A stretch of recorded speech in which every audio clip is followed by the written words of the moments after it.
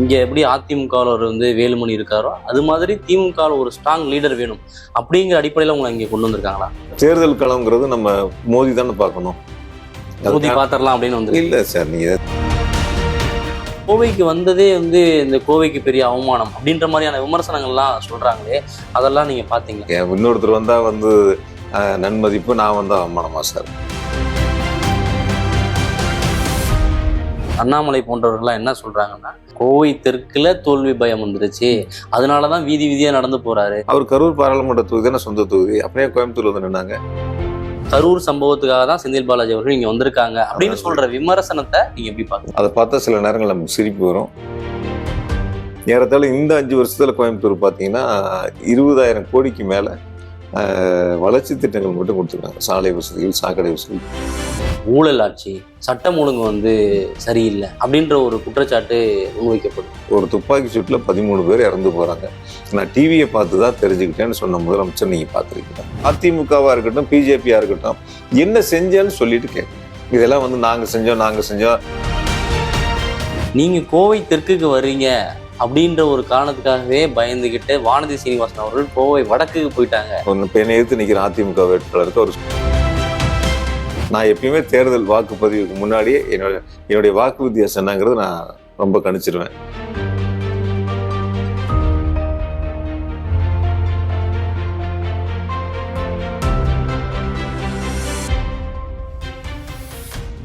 Sir வணக்கம். வணக்கம். 11 மணிக்கு பேசிட்டு இருக்கோம், இன்னும் அப்படியே ஃப்ரெஷ்ஷாகவே இருக்கீங்க.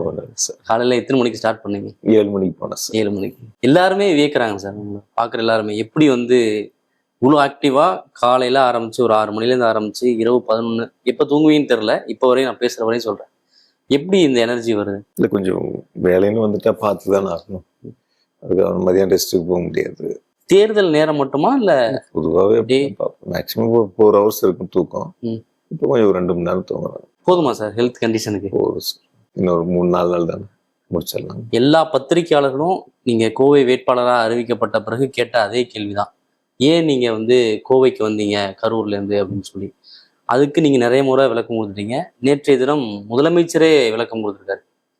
கரூரில் வெற்றி கன்ஃபார்ம், கோயம்புத்தூரில் கன்ஃபார்ம் பண்ணுறது, நான் டியூட்டிக்கு அனுப்பிச்சிருக்கேன்ற அளவுக்கு பேசியிருக்காரு. இப்போ வந்திருக்க கமல்ஹாசன் கூட பேசியிருந்தார். ஸோ அதுக்காக தான் அனுப்பிச்சாங்களா சார்? இல்லை, ஏற்கனவே 2021 மாண்பு முதலமைச்சர் ஆட்சி பொறுப்பேற்ற பிறகு கோவிட் டைமில் சேலத்தில் எனக்கு பொறுப்பு கொடுத்துருந்தாங்க. அங்கே அந்த பணிகளை பார்த்தோம். அதுக்கு பிறகு கோயம்புத்தூர் இன்சார்ஜ் போட்டிருந்தாங்க. இப்போ இங்கே நாங்கள் கிட்டத்தட்ட ஒரு 150 இடங்களில் மனுக்கள் வாங்கினோம். 100 மாநகராட்சி வார்டு, பெருராட்சி, நகராட்சின்ட்டு ஒரு 1,41,000 மனுக்கள் எங்களுக்கு பொதுமக்கள் கொடுத்தாங்க. அது மனு முதலமைச்சர்கள் கோவிலேயே அரசு நிகழ்ச்சியில் பங்கேற்று அரசினுடைய நலத்திட்டங்களை கொடுத்தாங்க. அந்த வகையில் தொடர்ந்து இங்கே அமைச்சர் இல்லாதனால அந்த பொறுப்பு எடுத்து அரசு பணிகளை வேகப்படுத்தினோம். நிறையா மாண்பு முதலமைச்சர் நிதிகளை கேட்டு திட்டங்களை கொண்டு செயல்படுத்தினோம். மேக்சிமம் 10 தொகுதிகளில் எல்லா பகுதிகளுக்கும் போய் அறிமுகம் ரொம்ப பழக்கம். நிறைய தேவைகள் முழுவதுமாக அறிஞ்சு நம்ம பார்க்குறோம். இல்லை, இந்த முறை நான் வாய்ப்பு கேட்கும்போது எனக்கு கரூர் கொடுங்கன்னு தான் விருப்ப மனு கொடுத்துருந்தேன். பல இடங்களில் சொல்லியிருக்கீங்க. விருப்ப மனு கொடுத்துருந்தேன். ஆனால் எங்களுடைய தலைவர் வேட்பாளர் அறிவிக்கும் போது கோயம்புத்தூர்னு அறிவிச்சிருந்தாங்க. தலைவர் என்ன கட்டளையிடுறாரோ அது செயல்படுத்த வேண்டியது நிச்சயமாக ஒரு தொண்டனாக என்னுடைய கடமை. தலைவருடைய கட்டளை ஏற்று இங்கே தேர்தல் களத்தில் பணியாற்றிட்டு. அவராக வரல, நான் தான் அனுப்பிச்சேன் அப்படின்றத கிளியராக சொல்லிடுறேன். முன்னாடியே அதை டிஸ்கஸ் பண்ணல உங்ககிட்ட? இல்லை, நான் கேட்டது கரூர் கேட்டிருந்தோம். பட் தலைவர் கோயம்புத்தூர்னோடனே சரி, நான் ஒன்றும் ஏன்னா எப்பயுமே தலைவர் சொன்னால் மறுக்கவே மாட்டேன். அதனால என்ன சொல்கிறாங்களோ அதை நான் சரின்னு சொல்லுவேன். எந்த கட்சி வேலையாக இருந்தாலும் சரி, எந்த பணிகளாக இருந்தாலும் சரி. அதனால கோயம்புத்தூர்னு அறிவிச்சோன்னே சரி, நாம் வேலையை ஸ்டார்ட் பண்ணலாம். என்ன கேள்வினா, எவ்வளோ பெரிய அரசியல்வாதியாக இருந்தாலும் தனக்கு கம்ஃபர்டபுளாக இருக்கக்கூடிய ஒரு தொகுதியை விட்டோ, தனக்கு செல்வாக்கு அதிகமாக இருக்கக்கூடிய ஒரு தொகுதியை விட்டோ வெளில ஒரு டெஸ்ட் பண்ணுறது அப்படின்றது ஒரு சவாலான விஷயமா பார்ப்பாங்க. அதை யாருமே அதை முன்னெடுக்க மாட்டாங்க. நீங்கள் தலைமை சொல்லிட்டாங்க அப்படின்ற ஒரே காரணத்துக்காக இங்கே வந்தீங்களா, இல்லை எங்கே இருந்தாலும் என்னால் வெற்றி பெற முடியும் அப்படின்ற ஒரு தன்னம்பிக்கையில் வந்தீங்களா? இல்லை, நான் திமுகவில் சேர்ந்த பிறகு அரவக்குறிச்சியினுடைய இடைத்தேர்தல் வந்துச்சு. இடைத்தேர்தலில் அரவக்குறிச்சியில் நின்று ஒரு வெற்றி வாய்ப்பை பெற முடிஞ்சுது. அதுக்கு பிறகு 2021 பொது தேர்தல். அப்போ நான் கரூருக்கு சொந்த தொகுதி கரூருங்கிறதுனால அங்கே ஷிஃப்ட் ஆகிறதுக்கு விருப்ப மனு கொடுத்துருந்தேன். அப்போ கூட நிறைய பேர் கேட்டாங்க, அரவக்குறிச்சி ரொம்ப பாதுகாப்பான தொகுதி தானே, நீங்கள் ஏன் கரூர் போகிறீங்க அப்படின்னாங்க. இல்லைங்க, நான் சொந்த வீட்டை விட்டு வாடகை வீட்டுக்கு போகலை, அதனால் எனக்கு என்னுடைய தொகுதி நான் நிற்கிறேன், அரவக்குறிச்சியில் இன்னொருத்தருக்கு ஒரு வாய்ப்பு கிடைக்கும், அந்த வாய்ப்பை நான் எடுத்துக்க விரும்பலை, அதனால் நான் கரூர் போகிறேன்னு சொன்னேன். நிறைய பேர்த்துக்கு ஆச்சரியமாக இருந்தது. அங்கே வந்து அதிமுக ஆளுங்கட்சியாக இருக்குது, நிறையா செலவுகள் பண்ணுவாங்க, போட்டி கடுமையாக இருக்குமேன்ட்டு. நான் என்னை பொறுத்த வரைக்கும் நான் ஒரு போட்டியாகவே எடுத்துக்கல. நமக்கு நம்பிக்கை இருக்குது, மக்கள் நம்ம மேலே நம்பிக்கை வச்சுருக்காங்க, நிச்சயமாக வாக்களித்து வெற்றி பெற வைப்பாங்கிற நம்பிக்கை இருந்துச்சு. அந்த நம்பிக்கையில் நம்ம போட்டி போட்டோம். எல்லாத்தையும் கடந்து மக்கள் ஒரு நல்ல ஒரு வெற்றியை கொடுத்தாங்க. தொடர்ந்து இந்த 5 வருஷத்தில் நான் கரூர் மாவட்டத்துக்கு முதலமைச்சர்கிட்ட கேட்டு ஒரு 5000 கோடி அளவிற்கான வளர்ச்சி திட்டங்கள் மட்டும் கரூரில் செயல்படுத்தியிருக்கோம். அது இந்த 5 வருஷத்தில் இது வரைக்கும் சுதந்திரம் பெற்ற காலம் முதல் செய்யாத அளவுக்கான சாதனை திட்டங்கள் நடந்திருக்கு. அப்போ கோயம்புத்தூருக்கு நம்ம செய்ய முடியும் அப்படிங்கிற நம்பிக்கை நமக்கு இருக்குது. அந்த நம்பிக்கையில் நம்ம இன்னும் நிறைய இங்கே கோயம்புத்தூர் செய்ய வேண்டியது இருக்குது. ஏறத்தாழ இந்த 5 வருஷத்தில் கோயம்புத்தூர் பார்த்தீங்கன்னா 20,000 கோடிக்கு மேலே வளர்ச்சி திட்டங்கள் மட்டும் கொடுத்துருக்காங்க. சாலை வசதிகள், சாக்கடை வசதிகள், தெருவிளக்குகள், பாதாள சாக்கடைகள், குடிநீர் திட்டப் பணிகள், இப்படி அடிப்படை கட்டமைப்பு பணிகளை மேம்படுத்துறதுக்கு 21,000 கோடி அளவிற்கான நிதிகள் கோவையில் நடந்திருக்கு. மாநகராட்சி, நகராட்சி, பேரூராட்சி, ஊராட்சிகளில். இதை கடந்து சிறப்பு திட்டங்கள் நிறையா மாண்பு முதலமைச்சர்கள் செயல்படுத்தியிருக்காங்க. இப்போ செம்மொழி பூங்காவாக இருக்கட்டும், பெரியார் அறிவுலகமாக இருக்கட்டும், ஜிடி நாயுடு மேம்பாலமாக இருக்கட்டும், மேற்கு புறவழிச்சாலைகளாக இருக்கட்டும், ஹாக்கி மைதானமாக இருக்கட்டும், நிறைய திட்டங்கள் வந்து சிறப்பு திட்டங்களாக முதலமைச்சர் கொடுத்து அதையும் செயல்படுத்தி திறந்து வச்சு கொடுத்துருக்காங்க. கோவை மக்கள் வந்து கடந்த 2021 தேர்தலை போல இல்லாமல் இந்த தேர்தலில் திமுக மாண்பு முதலமைச்சர்கள் மீது ரொம்ப பற்று பாசம் கொண்டிருக்காங்க. நிச்சயமா இந்த தேர்தலில் ஒரு வெற்றியை கொடுப்பாங்க அப்படிங்கிற நம்பிக்கை எனக்கு இருக்கு. தேர்தல் களம்ங்கிறது நம்ம மோதி தானே பார்க்கணும், பாத்திரலாம் அப்படின்னு வந்து இல்லை சார். நீங்க தலைமை எங்க சொல்றாங்களோ, தலைவர் எங்க சொல்றாங்களோ அங்கே நிற்கணும். அந்த இடத்துல வெற்றி வாய்ப்புக்கான வேலைகளை நம்ம பார்க்கணும். அது நம்ம பார்க்கக்கூடிய பணிகளை நம்ம பார்த்துருமேன்னு பார்த்துட்டு இருக்கோம். முதலமைச்சராக இருக்கட்டும், துணை முதலமைச்சராக இருக்கட்டும், எல்லாருமே பார்க்கும்போது செயல் வீரர் அப்படின்னு தான் அவங்களை அடையாளப்படுத்துறாங்க. இங்க ஒரு ஸ்ட்ராங் ஹோல்ட உருவாக்கணும். இங்க எப்படி அதிமுகவில் வந்து வேலுமணி இருக்காரோ அது மாதிரி திமுகவில் ஒரு ஸ்ட்ராங் லீடர் வேணும் அப்படிங்கிற அடிப்படையில் உங்களை இங்க கொண்டு வந்திருக்காங்களா? அப்படி பார்க்கல சார். நிறைய பழம்பெரும் தலைவர்கள்லாம் இங்க இருந்திருக்காங்க. கோவைக்கு பல வரலாறுகள் உண்டு. அந்த வரலாறுல நான் வந்து ஒரு சின்ன கடுகளவு கூட இருக்க மாட்டேன். இருந்தாலும் ஒரு வாய்ப்பு இப்ப கொடுத்துருக்காங்க, அந்த வாய்ப்பு சரியா பயன்படுத்தணுங்கிறது என்னுடைய எண்ணம். அதனால ரொம்ப கடுமையா களத்துல நின்று பணியாற்றேன். காலையில 7 மணிக்கு நடக்க ஆரம்பிச்சா மதியானம் 1 மணி வரைக்கும் நடப்போம். மாலையில 5 மணிக்கு நடக்க ஆரம்பிச்சா இரவு 10 மணி வரைக்கும் நடப்போம். நடந்துதான் ஒவ்வொரு வீடு வாரியா போய் வாக்காளரை சந்திச்சு வாக்குகள் சேகரித்தோம். நிறைய பேர் கேட்டாங்க, ஏன் ஜீப்பில் போகலாம்ல, ஏன் அப்படி நடக்கிறீங்க வெயில்ல, ரொம்ப சிரமமாக இருக்காதான்னாங்க. நான் சொன்னேன், ஜீப்பில் போனால் ஒவ்வொரு வீட்லேயும் ஆரத்தி தட்டோடு இருக்காங்க, பூ மலர் தூவுறதுக்கு பூ கையில் வச்சுருக்காங்க. நான் ஜீப்பில் போனால் அவங்க ஆரத்தட்டு எப்படி எனக்கு போட்டு வைப்பாங்க, நான் எப்படி அவங்ககிட்ட 1 to 1 பேச முடியும், அவங்களுடைய கருத்துக்கள் சொன்னால் கூட நான் எப்படி அவங்ககிட்ட பரிமாறிக்க முடியும். நடந்தே போறேன்னு சொல்லி நடந்தே தான் போனோம். முதற்கட்டம் ஃபுல்லாவே நடந்துதான், முழுமையா நடந்துதான் போனோம். எந்த இடங்கள முதல் பாயிண்ட் ஆரம்பிக்கும் போது ஜீப்ல நின்று பேசுவோம், பேசி முடிச்சோடனே ஜீப் விட்டு இறங்குனா கடைசி 10 மணிக்கு முடிக்கிற வரைக்கும் நடந்துதான் போகும். சவாலான விஷயம் தான். ஆனா எதிர்கட்சியினர் அண்ணாமலை போன்றவர்கள்லாம் என்ன சொல்றாங்கன்னா, கோவை தெற்குல தோல்வி பயம் வந்துருச்சு, அதனாலதான் வீதி வீதியா நடந்து போறாரு. சரி, என்னோட பழக்கம். நான் 2006 ஃபர்ஸ்ட் எலெக்ஷன் நின்னேன். அப்ப எனக்கு 31 வயசு. நான் அப்ப கரூர்ல ஃபுல்லா நகராட்சி அப்ப முழுமையாக நடந்து தான் போனேன். எப்பயுமே நான் வந்து நகரப்பகுதிகளில் நடந்து போவேன், ஊரக பகுதிகளில் கிராமங்களுக்கு ஜீப்பில் போய் ஓட்டு கேட்போம். அது என்னுடைய ஸ்டைல், என்னுடைய பழக்கம். அது இந்த தேர்தலில் எந்த தேர்தலாக இருந்தாலும் நகரப்பகுதியில் நான் நடந்து தான் போயிருக்கேன். கரூர் மாநகராட்சி பகுதியில் நகரப்பகுதியில் தொடர்ந்து நடந்து தான் போயிட்டு இருக்காங்க. ஒவ்வொரு தேர்தலும் நடந்து தான் போயிருக்கேன். நீங்க கரூர்ல இருந்து கோவை வந்ததுக்கு நிறைய விளக்கம் கொடுத்துட்டீங்க. முதலமைச்சரே நேரா பேசிட்டாரு, கமல்ஹாசன் பேசுறாரு, எல்லாருமே அதற்கு விளக்கம் கொடுக்க வேண்டிய ஒரு சூழலுக்கு போறாங்கன்னா அது ஒரு பிரச்சனையா மாறுதா? கரூர்ல இருந்து இங்க வந்திருக்காரு வெளியூர் நபர் அப்படின்னு ஒரு பிரச்சனையா மாற்றப்பட நினைக்கிறீங்க? விளக்கம் கொடுக்க வேண்டிய சூழல் நமக்கு வரல சார். சில பேர் வந்து அந்த கருத்துக்களை தவறான இடத்துல எடுத்துட்டு போய் மக்கள்கிட்ட வந்து வேறு விதமான பிரச்சாரங்களை முன்னெடுக்கிறதுக்கு முயற்சி எடுக்கிறாங்க. அதை வந்து இந்த காரணத்துக்காக வந்துட்டாரு, அந்த காரணத்துக்காக வந்துட்டாரு அப்படின்னு சொல்லிட்டு அந்த காரணங்கள் மக்கள்கிட்ட வந்து அவங்க சொல்லக்கூடிய காரணங்கள் சரியா இருந்தா ஓகே. தவறான காரணங்கள் முன்ன வைக்கும்போது ஒவ்வொருத்தரும் ஒரு கருத்தை சொல்றாங்கன்னு வச்சுங்களேன். சார், தமிழ்நாட்டில் 234 தொகுதியில் யார் எங்க வேணாலும் நிற்கலாம்ல, எல்லாரும் அவங்க தொகுதியில் நிற்கிறாங்களான்னு கேட்குறேன். எத்தனை பேர் எத்தனை கட்சியில் வந்து மாத்தி நிற்கிறாங்கல்ல. அப்ப அது மாதிரி இப்ப போன தேர்தலில் நீங்க கேட்ட இப்ப முன்னாடி பேசின ஒரு நபரு, அவர் கரூர் பாராளுமன்ற தொகுதி தானே சொந்த தொகுதி, அப்படியே கோயம்புத்தூர்ல வந்து நின்னாங்க. கரூர்லயே நிக்கலாம்ல, அப்ப நிக்கலாமா இல்லையா சார்? இப்ப கரூர்லயே சீட்டு கேட்டிருக்கலாம்ல, அரவக்குறிச்சி தான் என்ன தொகுதி, அங்கேயே சீட்டு கேட்டிருக்கலாம்ல, ஏங்க என்ன ஜெயிக்க முடியாதுன்னு. இவ்வளவு விளக்கங்கள் உதாரணங்கள்லாம் கொடுக்குறீங்க, ஆனாலும் எல்லாத்தையும் கேட்டுட்டு கரூர் சம்பவத்துக்காக தான் செந்தில் பாலாஜி அவர்கள் இங்க வந்திருக்காங்க அப்படின்னு சொல்ற விமர்சனத்தை நீங்க எப்படி பாக்குறீங்க? நான் அது விமர்சனமா பார்க்கல. அதாவது என்ன சொல்லுவாங்கன்னா, தேர்தல் களத்துல மக்களை சந்திச்சு வீழ்த்த முடியாதவங்க இந்த மாதிரி ஒரு செய்திகளை தொடர்ந்து பரப்புறது வாடிக்கையா வச்சிருக்காங்க. அதை பார்த்தா சில நேரங்கள் நமக்கு சிரிப்பு வரும், பார்த்துட்டு நம்ம சிரிச்சுட்டு கடந்து போயிடும். உண்மையாலுமே ஒரு தைரியம், ஒரு நம்பிக்கை, அவங்களுக்குன்னு இருக்கக்கூடிய அரசியல் களம், இது எல்லாம் இருந்தா மக்களை சந்திச்சு வாக்குகளை கேட்டு என்னால ஜெயிக்க முடியும் அப்படின்னு எதிரணிக்கு ஒரு நம்பிக்கை வேணும். அந்த நம்பிக்கை இழந்தவங்க தான் இது மாதிரியான ஒரு பிரச்சாரங்களை முன்னெடுப்பாங்க. அந்த பிரச்சாரங்கள் நான் பல தேர்தலில் பார்த்துட்டேன். நான் 2006ல இருந்து பார்க்குறேன். சில கருத்து கணிப்புகள்லாம் பார்த்தீங்கன்னா, நான் பேர் சொல்ல விரும்பல, சில பேர்லாம் இது வரைக்கும் நான் எனக்கு நெகட்டிவாகவே போடுவாங்க. இப்போ பாருங்க ரிசல்ட்டு, ஒரு சர்வே போட்டால் கூட எனக்கு நெகட்டிவாக இருக்கும். ரிசல்ட் வரும்போது நான் பாசிட்டிவாக இருக்கேன், நான் ஜெயிப்பேன். எல்லா தேர்தல்களுமே வெற்றி பெற்று, எல்லா தேர்தலையும் நான் நின்று 5 தேர்தலையும் 5லையும் ஜெயிச்சிருக்கேன். அதனால உங்க சக்சஸ் என்ன காரணம் சார்? சக்சஸ்ன்னு இல்லை சார். நீங்க நான் இப்போ சொல்றேன் இல்லையா, இடையில 1.25 வருஷம் பிரேக் ஆச்சு, நான் இல்லை, சூழல் மாறி போச்சு, நான் இல்லை. 1.25 வருஷம் இருந்த 3.25 வருஷம் இருந்தேன். 3.25 வருஷத்துல ஒரு மாவட்டத்துக்கு ஒரு 5000 கோடி அளவுக்கு நிதிகளை கேட்டு வாங்கி செயல்படுத்த முடியும் அப்படின்னா, நம்ம என்ன தேவை மக்களுக்கு அப்படிங்கிறத கேட்டு செஞ்சாலே மக்களுடைய நம்ம நன்மதிப்பு பெற முடியும். அந்த நன்மதிப்பு பெற்ற சிறப்பான ஒரு பணிகள் எடுக்க முடியும். அதை தொடர்ந்து நான் செஞ்சுட்டு இருக்கேன். எப்படி நீங்க கரூர்ல இருந்து பயந்துகிட்டு கோவைக்கு வந்துட்டீங்கன்னு ஒரு விமர்சனம் சொல்லப்படுதோ, நீங்க கோவை தெற்குக்கு வர்றீங்க அப்படின்ற ஒரு காரணத்துக்காகவே பயந்துகிட்டு வானதி சீனிவாசன் அவர்கள் கோவை வடக்குக்கு போயிட்டாங்க அப்படின்ற ஒரு விமர்சனமும் முன்வைக்கிறது. அதை நீங்க எப்படி பாக்குறீங்க? நான் அப்படி பாக்கலைங்க. ஒரு கால் பெண்ணை எதிர்த்து நிக்கிற அதிமுக வேட்பாளருக்கு அவர் சொந்த தொகுதி தெற்கு. கடந்த முறை அவங்க கூட்டணி கட்சிக்காக விட்டுட்டு போயிருக்கலாம். இப்ப நான் சொந்த தொகுதின்னு கேட்டு இருந்திருக்கலாம்.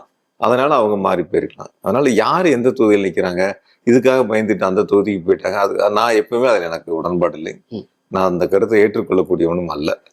அதனால யாரு விருப்பப்படுறாங்களோ, எந்த தொகுதி விருப்பப்படுறாங்களோ, இப்போ அந்த தொகுதி 2 கட்சி இருக்கு, கூட்டணியில பேசுறாங்க, அதுல ஒரு தொகுதி மாத்தி கொடுத்துருந்துருக்கலாம். அதனால கொடுத்த தொகுதிகளில் அந்த கட்சி போட்டியிடுறதுக்கான சூழல் உருவாயிருக்கலாம். அப்படிதான் எடுத்துக்கணுமா தவிர பயந்துட்டு போயிட்டாங்க அது இல்லை சார். தேர்தல் களம்னு வந்துட்டா சுயேட்சை நிற்கிறவங்க கூட நான் தான் ஜெயிப்பேன்னு சொல்லுவாங்கல்ல சார். வாக்கு எண்ணிக்கை நடக்கிற வரைக்கும் நான் தான் ஜெயிப்பேன்னு சொல்லுவாங்க. அது யதார்த்தமான ஒரு சூழல். அதனால அந்த மாதிரி இடங்கள்ல யாரும் பயந்து போயிட்டாங்க, அதுக்காக மாத்திக்கிட்டாங்கிறது யாரை சொன்னாலுமே அது தவறு தான். ரிசல்ட் வந்த பிறகுதான் முடிவு பண்ண முடியும் அப்படின்றீங்களா? இல்ல, தொகுதி மாறி போறதுல மாற்று கருத்து சொல்வது நான் ஏத்துக்கக்கூடிய கிடையாது. பட் ரிசல்ட் வரைக்கும் எனக்கு ரிசல்ட் வந்தாதான் நான் பார்த்துட்டு என்னுடைய வெற்றியை சொல்ல முடியும். நான் எப்பயுமே சொன்னது கிடையாது. நான் எப்பயுமே தேர்தல் வாக்குப்பதிவுக்கு முன்னாடியே என்னுடைய வாக்கு வித்தியாசம் என்னங்கிறது நான் ரொம்ப கணிச்சிருவேன். இப்ப கணிச்சிட்டீங்களா?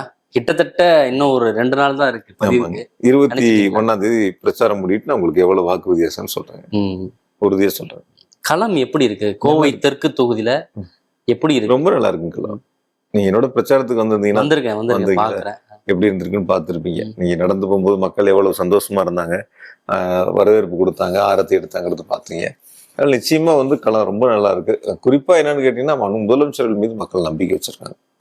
செயல்படுத்திய திட்டங்கள், இனி கொடுத்திருக்கக்கூடிய வாக்குறுதிகள், இது இரண்டையும் முதலமைச்சரை சீர்தூக்கி பார்க்கறாங்க. எனக்கு தெரிஞ்ச வரைக்கும் மக்களுடைய எண்ணங்கள் என்னன்னு கேட்டீங்கன்னா, தமிழ்நாட்டில் இருக்கக்கூடிய அரசியல் தலைவர்களில் ஒரு ஆளுமை மிக்க முதலமைச்சரா நம்முடைய முதலமைச்சரை பாக்குறாங்க. அந்த நம்பிக்கையில வாக்களிக்க மக்கள் தயாரா இருக்காங்க. வேற என்ன தேவையா இருக்கு? கோவை தெற்கு தொகுதிக்கு நீங்க நிறைய டிராவல் பண்ணிருக்கீங்க, குறிப்பா நடந்தே போய் மக்களை சந்திச்சிருக்கீங்க. நிறைய குறைகள் உங்கள்கிட்ட சொல்றதை பார்க்க முடிஞ்சது. மனுக்கள் கொடுக்குறாங்க. இன்னும் ஸ்டில் இப்ப 5 வருஷம் திமுக தான் ஆட்சியில் இருந்திருக்கு. இன்னும் குறைகள் இருக்கா? என்ன மாதிரியான குறைகள்லாம் தேவைகள் இருக்கதானே செய்யும். ஒரு இடங்கள்ல சமுதாய கூடம் தேவைப்படும், ஒரு இடங்கள்ல வீட்டு மனை பட்டா இல்லாம இருந்திருக்கலாம், அந்த பட்டாக்கள் தேவைப்படும். இன்னொரு இடங்கள்ல சாலைகள் புதுசாக கேட்கணும், சாலை போட்டால் 5 வருஷம் கழிச்சு போட முடியும், அந்த மாதிரி சாலை வசதிகள் கேட்கலாம். பொதுவான ஒரு அடிப்படை கோரிக்கைகள் தான் அது. தொடர்ந்து இருக்கக்கூடிய கோரிக்கைகள் தானே. இப்போ திரும்ப எப்போ வந்தாலும் நம்ம அந்த கோரிக்கைகள் இருக்கத்தான் செய்யும். அதை நிறைவேற்றக்கூடியது நான் கடமையா பார்க்குறேன், நிச்சயமா செய்வோம். இல்லை, ஒட்டுமொத்தமா திமுக தேர்தல் அறிக்கையை நம்ம பார்த்துருக்கோம். கோவை தெற்குக்குன்னு நீங்க வந்து ஸ்பெஷலா ஏதாவது வாக்குறுதிகள்லாம் கொடுத்துருக்கீங்களா அந்த மக்கள்கிட்ட? இல்லை, இது வரைக்கும் நான் தேர்தல் அறிக்கையா கொடுக்கல. பட் நான் களத்துல பார்த்த வரைக்கும் என்னுடைய தொகுதிக்குட்பட்ட வார்டுகளில் ஒவ்வொரு வார்டு வரைய பிரித்து என்ன தேவைகள்ங்கிறது நாங்கள் முழுசாக எடுத்து வச்சிருக்கோம். அதை பார்த்துட்டு நாங்கள் எங்கள் நிர்வாகிகளோட்டையும் பேசிட்டு அதை நாங்கள் ஒரு தொகுத்து அந்த திட்டங்கள்லாம் செயல்படுத்தலான் இருக்கோம். இப்போ எதிர்கட்சியினர் பத்தி சொன்னீங்க. அவங்க வந்து நீங்க கோவைக்கு வந்ததே வந்து இந்த கோவைக்கு பெரிய அவமானம் அப்படின்ற மாதிரியான விமர்சனங்கள்லாம் சொல்றாங்களே, அதெல்லாம் நீங்க பாத்தீங்களா? ஏன் நாடாளுமன்ற தேர்தல் ஒருத்தர் கரூர்ல இருந்து இங்கே வந்து நின்னாரு, அப்போ கோவைக்கு அவமானம் இல்லையான்னு கேட்குறேன். பர்டிகுலரா செந்தில் பாலாஜி அவர்கள் வந்ததுதான் அவமானம் அப்படின்றாங்க. என்ன சார், இன்னொருத்தர் வந்தா வந்து நன்மதிப்பு, நான் வந்தா அவமானமா சார்? ப்ராக்டிக்கலா நீங்க திங்க் பண்ணி பாருங்க. நாடாளுமன்ற தேர்தல் இங்க கோயம்புத்தூர்ல யாருமே வேட்பாளர் இல்லையான்னு கேட்குறேன். இல்ல அந்த கட்சி அவங்க நின்ன கட்சியில் யாரும் கோயம்புத்தூர்ல ஆள் இல்லையான்னு கேட்குறேன். இருந்தாங்கல்ல, அப்ப கோவைக்கு அவமானம் இல்லையான்னு கேட்குறேன் நான். இது என்ன சார் ரொம்ப இருக்கு? 4 வருஷம் நான் பணியாற்றும் போது வந்து அப்பமெல்லாம் வந்து சரியா தெரியலையான்னு கேட்குறேன். எல்லா திட்டங்களும் நமக்கு நான் இருக்கும்போது தான் நம்ம முதலமைச்சர்கிட்ட கேட்டு வாங்கி எல்லாத்தையும் இங்க செயல்படுத்தணும். அப்ப என்னெல்லாம் தெரியல சார். இது கோவை மக்கள் சொல்லணும் சார். அரசியல் கட்சியில காழ்ப்புணர்ச்சியில சொல்றதை நான் ஏத்துக்க மாட்டேன். கோவை மக்கள் சொல்லணும், இங்க இருக்கிற தொழில் முனைவோர்கள் சொல்லணும். அவங்க நான் போய் பார்த்த வரைக்கும், சந்திச்ச வரைக்கும் அவங்கள ரொம்ப மகிழ்ச்சியா இருக்காங்க, சந்தோஷமா இருக்காங்க. அவங்களுடைய பெரிய கனவு என்னன்னா, இந்த வரக்கூடிய 5 ஆண்டுகள் இன்னும் நிறைய இங்க திட்டங்கள் வந்து சேரும், ஈஸியா வந்து இன்னும் கொஞ்சம் வளர்ச்சிக்கு துணையா இருப்பாங்கிற நம்பிக்கையில் அவங்க இருக்காங்க. ஒட்டுமொத்தமா இந்த ஆட்சி வந்து ஊழல் ஆட்சி, சட்டம் ஒழுங்கு வந்து சரியில்லை அப்படின்ற ஒரு குற்றச்சாட்டு முன்வைக்கப்படுது. அதற்கு உங்களுடைய கருத்து என்ன? யார் வைக்கிறா முன்வைக்கிறதா? அதிமுக வைப்பாங்க, இல்ல பிஜேபி வைப்பாங்க. 2 பேரும் மணிப்பூர் போயிட்டு வரட்டும், அதுக்கப்புறம் தமிழ்நாட்டை பத்தி பேசணும். நீ யாரு குற்றச்சாட்டு சொல்றாரோ, அவர் தூத்துக்குடி துப்பாக்கி சூட்டை நான் டிவியில பார்த்து தெரிஞ்சுக்கிட்டேன்னு சொன்னாரு. இதே கோயம்புத்தூர் மாவட்டத்தில் பொள்ளாச்சியில் நடந்த சம்பவம் அவருக்கு தெரியுமில்லைங்க. இது எல்லாமே இதெல்லாம் எந்த ஆட்சியில் நடந்துச்சு? கொடநாடு கொலை வழக்கு, கொலை எந்த ஆட்சியில் நடந்துச்சு? யார் இருக்கும்போது நடந்துச்சு? தான் இருக்கும்போது நடந்தது எல்லாம் வசதியா மறந்துட்டு, இப்ப ஏதோ அங்கங்க ஏதாவது 1-2 நடக்கிறத வந்து நடவடிக்கை எடுக்காம இருந்தா கூட நீங்க சொல்ற குற்றச்சாட்டை ஏத்துக்கலாம். உடனடியா அரசாங்கம் நடவடிக்கை எடுக்குது. அந்த நடவடிக்கை எடுத்த பிறகு அரசின் மீது வந்து அவதூறு பரப்பணுங்கிறதுக்காக சொல்லக்கூடியவங்க. இது வரைக்கும் ஒரு நாட்டுல முதலமைச்சர் ஒரு துப்பாக்கி சூட்டுல 13 பேர் இறந்து போறாங்க, நான் டிவியை பார்த்துதான் தெரிஞ்சுக்கிட்டேன்னு சொன்ன முதலமைச்சர் நீங்க பாத்துருக்கீங்களா? அப்படி ஒரு முதலமைச்சரையும் இந்த நாடு சந்திச்சிருக்கு. அதனால அந்த பொதுவா ஒரு அரசியல் கட்சிங்கிறது, நான் கோயம்புத்தூர்ல கேட்டேன். இப்ப நீங்க உதாரணத்துக்கு நான் பிஜேபி எடுத்துங்க, இங்க வந்து வாக்கு சேகரிக்கிறாங்கன்னு வச்சுக்கோங்களேன் சார். நாங்க போய் சொல்றோம், நாங்க செம்மொழி பூங்கா கட்டியிருக்கோம், திறந்து வச்சிருக்கோம், வெஸ்டர்ன் பைபாஸ் போட்டிருக்கோம், பெரியார் அறிவுலகம் கட்டிட்டு இருக்கோம், 8700 கோடி ரூபாய்க்கு மாநகராட்சியில சாலை வசதி உட்பட பல வளர்ச்சி திட்டங்களை செஞ்சிருக்கிறோம். 1706 கிலோமீட்டர் கோவை மாநகராட்சியில ரோடு மட்டும் போட்டிருக்கோம். அந்த ரோட்டுக்கு 760 கோடி செலவு பண்ணி இப்படி எல்லாம் செஞ்சதை சொல்லி ஓட்டு கேட்கிறோம். பிஜேபிக்கு என்ன சொல்லுவாங்க சொல்லுங்க? ஏதாவது தமிழ்நாட்டுல ஏதாவது ஒரு சிறப்பு திட்டம்னு பிஜேபி அரசாங்கம் 2 வீடு முடிஞ்சு 3ஆவது வீடு இருக்காங்க. தமிழ்நாட்டுக்கு ஒரு சிறப்பு திட்டம்னு சொல்லுங்க. அதிமுக கொண்டு வந்த சாலைகள், பாலங்கள் இது எல்லாத்தையும் வந்து திமுக தாங்கள் கொண்டு வந்ததா சொல்றாங்க. செம்மொழி பூங்கா அவங்க கொண்டு வந்தாங்களா? செம்மொழி பூங்காவோ பெரியார் அறிவுலகம் கொண்டு வந்தாங்களா? வெஸ்டர்ன் பைபாஸ் அவங்க கொண்டு வந்தாங்களா? 1352 கோடி ரூபாய் நிதி கொடுத்து கோவை விமான நிலையத்தினுடைய விரிவாக்கத்துக்கு நிலத்தை எடுத்து நாங்க வந்து விமான போக்குவரத்து ஆணையத்துக்கு ஒப்படைச்சிருக்கிறோம். இதெல்லாம் அவங்க செஞ்சாங்களா? சார், தொழில் வளர்ச்சி அடையணும்னா விமான நிலையம் விரிவாக்க வேணும், பன்னாட்டு விமானங்கள் இங்க வந்து போற மாதிரி ஒரு சூழலை உருவாக்கணும்.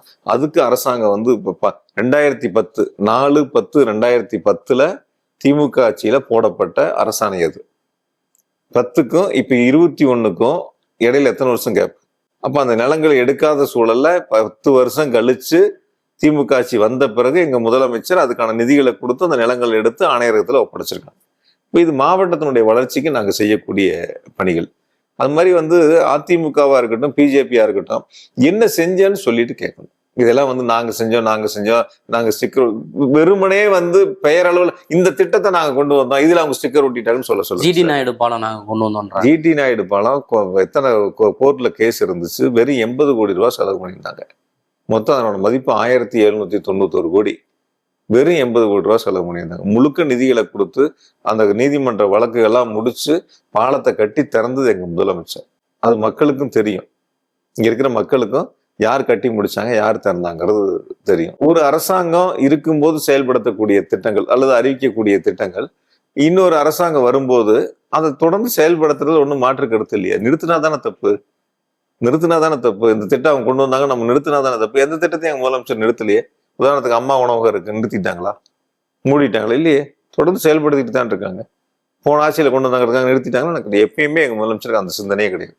யாரு கொண்டு வந்தாங்க நிறுத்தல, ஆனா கொண்டு வந்தது அவங்க அப்படின்ற ஒரு விஷயம் இருக்குல்ல. அரசாணை போடுறதுக்கும் அதுக்கு செயல் வடிவம் கொடுத்து பணிகளை முடிச்சு திறந்து வைக்கிறது ஒரு வகை இருக்கு. வெறும் அரசாணை மட்டும் போட்டு ஆரம்ப நிலையிலே விட்டுட்டு போறது. நான் கேட்கிறேனே, 5 வருஷம் இருந்ததுல அரசாங்கம், 5 வருஷம் இருந்தாங்கல்ல, ஏன் அந்த 5 வருஷத்தை விட்டுட்டு கடைசி வருஷத்துல அந்த வேலை செய்யணும்? அது ஒரு பெரிய ப்ராஜெக்ட் இல்லையா? என்ன சார் ப்ராஜெக்ட்? ஒரு வருஷத்துல 2016 அரசாங்கம் வந்தோடனே 16ல ஜியோ போட்டிருந்தா 17ல ஆரம்பிச்சிருந்தா 4 வருஷத்துல முடிச்சுட்டு போயிருக்கலாம்ல சார். எவ்வளவு முடிஞ்சிருந்து? 80 கோடி ரூபாய்க்கு வேலை முடிச்சவங்க, 80 கோடி ரூபாய்க்கு செலவு பண்ணவங்க வந்து 4 வருஷத்துக்கு முன்னாடி செஞ்சிருந்தீங்கன்னா வேலையை முடிச்சிருக்கலாம்லன்னு கேக்குறேன் நான். இதேதான் மகளிர் உரிமை தொகைக்கு அவங்க சொல்றாங்க, ஏன் உடனே கொடுக்கல அப்படின்னு கேக்குறாங்க. அதுக்கு உங்க பதில் என்ன? மகளிர் உரிமை தொகையோட சூழல் வேற. அன்னைக்கு இருந்த சூழல் வந்து கொரோனா காலம் இருந்துச்சு. கொரோனா காலத்துல வந்து சரி பண்ணி அதுக்கப்புறம் அரசாங்கம் ஒரு ஸ்டடி பண்ணி இருக்கக்கூடிய நிதிநிலையை சீர் பண்ணி ஒவ்வொரு திட்டங்களா தேர்தல் வாக்குறுதிங்கிறது 5 வருஷம் சார். தேர்தல் வாக்குறுதிங்கிறது நாங்கள் நிறைவேற்றுவதற்கான காலம் எங்களுக்கு 5 வருஷம். அதாவது வந்து அந்த தேர்தல் வாக்குறுதியில வந்து நாங்கள் ஆட்சி பொறுப்பேற்று முதல் நாள் நிறைவேற்றும் யாரும் கொடுக்குறாங்களான்னு கேட்குறேன். எல்லா இடத்துக்குமே ஆட்சி பொறுப்பேற்றுக்கிறது கொடுக்குற வாக்குறுதி 5 வருஷத்துக்குள்ள நிறைவேற்றலாம்னு நீங்க அந்த கேள்வியை கேட்கலாம். ஏங்க 5 வருஷம் முடிஞ்சிருச்சு நீங்க செய்யலன்னு கேட்கலாம். 5 வருஷத்துக்குள்ள கொடுத்துருக்கிற வாக்குறுதியை ஒன்னொன்னா முன்னுரிமை அடிப்படையில படிப்படியா நிறைவேற்றும். அதை நிறைவேற்றி கொடுத்துருக்காங்க முதலமைச்சர். இப்போ நீங்க கோவைக்கு வேற என்ன திட்டங்கள்லாம் வச்சிருக்கீங்க? கோவையை பொறுத்த வரைக்கும் தமிழ்நாட்டினுடைய மொத்த உற்பத்தியில மேற்கு மண்டலங்கிறது ஒரு 15 விழுக்காடு இருக்கு. அதை வந்து ஒரு 25 விழுக்காடா உயர்த்தணும், அதுக்கான தொழில் வளர்ச்சியை மேம்படுத்தணும் அப்படிங்கிறதுல ஒரு சிறப்பு கவனமா இப்ப நாங்க கையில் எடுத்திருக்கிறோம். அது தொழில்துறையினர் சந்திக்கின்ற பொழுது அந்த கருத்துக்கள் நாங்க பரிமாறிக்கிட்டோம். அதனால அதுக்கான பணிகளை நாங்க வேகமா எடுத்து செல்ல போறோம். அதுக்கடுத்து வந்து மொத்தம் இப்போ நம்ம கோவை மாவட்டத்தில் புதிதாக இந்த 5 ஆண்டுகளில் ஒரு 25,000 கோடி அளவிற்கான தொழில் முதலீடுகளை புதிய தொழிற்சாலைகளை கொண்டு வந்து வேலை வாய்ப்பை உருவாக்கணும். அது வந்து ரொம்ப திட்டமிட்டு அதுக்கான பணிகளை தொடங்க போகிறோம். அதுக்கடுத்து வந்து சுகாதாரத்தில் பார்த்தீங்கன்னா கோயம்புத்தூர் மாநகர் வந்து 28வது இடத்துல இருக்கு. அது முதல் 10 இடங்களுக்குள்ள கொண்டு வரணும் அப்படிங்கிறது எங்களுடைய இலக்காக வச்சிருக்கிறோம். அதுக்கான பணிகளை விரைவாக செய்யணும். இந்த மாதிரி முக்கியமான பணிகள் தொழில்துறையாக இருக்கட்டும் அல்லது சுகாதாரமாக இருக்கட்டும், இன்னும் கல்வி, மருத்துவம் போன்ற பணிகளுக்கு முக்கியத்துவம் கொடுப்போம். ஐடியில் வந்து இப்போ பெங்களூரை விட ரொம்ப சிறப்பாக கோயம்புத்தூர் வந்து வளர்ச்சி அடைஞ்சு வருது. இங்கே பணிபுரியறவங்க மற்ற ஊர்களுக்கு வந்து எங்கேயும் போகிறதில்ல, இங்கேயே சிறப்பாக அவங்களுக்கான ஒரு வாய்ப்பாக நினைக்கிறாங்க. அதனால ஐடி ஃபீல்டை பொறுத்த வரைக்கும் இன்னும் கொஞ்சம் முழுமையாக வளர்ச்சி அடைவதற்கான பணிகளை, அதான் ஏற்கனவே முதலமைச்சர்கள் திறந்து வச்ச அந்த ஐடி பார்க்குக்கு அடுத்து புதிதாக ஒன்று அறிவிப்பு கொடுத்துருக்காங்க. அதையும் விரைவாக செயல்படுத்துவதற்கான முயற்சிகள் எடுப்போம். இப்போ தங்கநகை பூங்கா மாண்பு முதலமைச்சர்கள் அறிவித்து அடிக்கல் நாட்டி அதுக்கான பணிகள் நடந்துகிட்டு இருக்கு. அதெல்லாம் விரைவாக முடிச்சு அவங்களுக்கான அந்த பார்க்கை வந்து நாங்கள் திறந்து வைப்போம். இப்படி நிறைய திட்டங்கள் நாங்கள் முன்னெடுத்திருக்கோம். என்னுடைய துணை முதலமைச்சர் மாண்புமிகு அண்ணன் உதயநிதி அவர்கள் வந்து இது கிரிக்கெட் ஸ்டேடியம் ஒன்று அனௌன்ஸ் பண்ணியிருக்காங்க. அது விரைவாக அதற்கான பணிகளை முன்னெடுக்க போகிறோம். கரூர் சம்பவத்துக்கு முன்பு செந்தில் பாலாஜி, கரூர் சம்பவத்துக்கு பிறகு செந்தில் பாலாஜி. 12 மணிக்கு வரேன்ட்டு 7 மணிக்கு வந்தது, 500 மீட்டருக்கு முன்னாடி லைட் ஆஃப் பண்ணிட்டு ஸ்க்ரீனை போட்டு உள்ளே போனது, பேச ஆரம்பித்தோடனே வந்து நடந்த தள்ளுமுள்ளுகள்.